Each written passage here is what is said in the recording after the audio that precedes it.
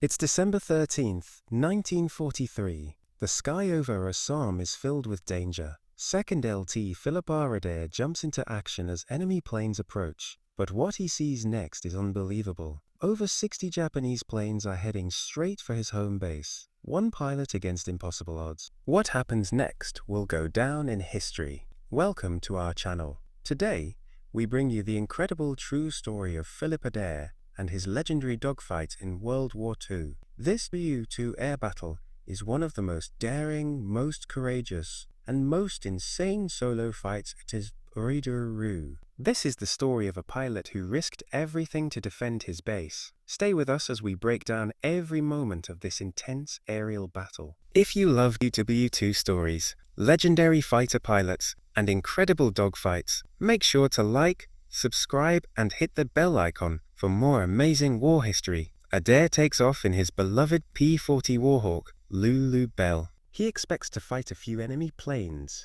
but as he gets closer, he realizes the terrifying truth. It's not 4 enemy planes, it's 4 flights of 6 bombers each, and they have fighter escorts above and below them. Over 60 enemy planes are coming. He knows the mission is impossible, but he can't let them reach the base. The hospitals, the soldiers, the American complex, everything will be destroyed. Philip Adair makes a decision. He pushes the throttle to full and dives straight into battle. Adair knows he has to take out the bombers first. If he attacks the fighters, he'll lose the element of surprise. He comes in from above, aiming for the lead flight of bombers. "I started firing at long range," he later recalled. His bullets streak across the sky, shaking up the bombers. The Japanese pilots panic. The formation starts bouncing up and down as Adair flies right through them. He locks onto a bomber's left engine, pulls the trigger, and boom! Direct hit. Flames burst from the bomber, but he's flying too fast to see if it goes down. But now the Zeros attack.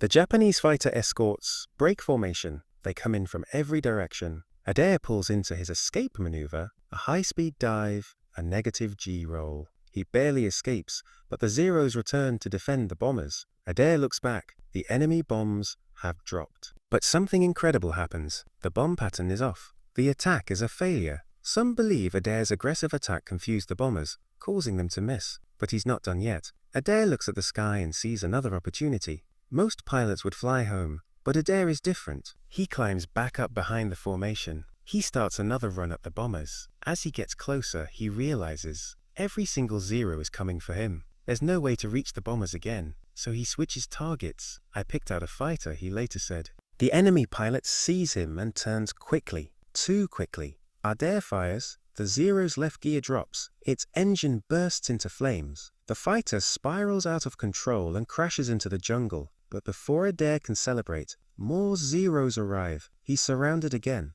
Adair dives again, but this time, he's hit. Explosions shake his plane. Fire erupts behind the cockpit, but his high-speed dive blows the flames out. Now another problem. His controls are damaged. The plane won't level out. The jungle rushes toward him. With both hands on the stick, he fights to pull up. At the last second, he saves it. But his troubles aren't over. His plane is damaged, he's losing altitude, and worst of all, he's running out of fuel. He tries everything to keep the nose up. He uses both hands, tries tying his seatbelt to the stick, but nothing works. Suddenly, he sees something.